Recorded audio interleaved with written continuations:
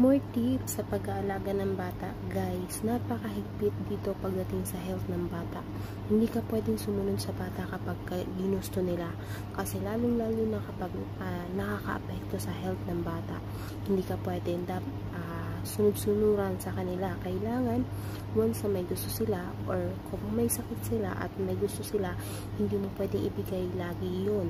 At lagi mo ipapaliwanag sa kanila kung bakit hindi pwede. At bago mo ibigay sa kanila yung gusto nila, is ipagpaalam mo muna sa magulang nila kung dapat ba itong ibigay sa kanila or ipakain.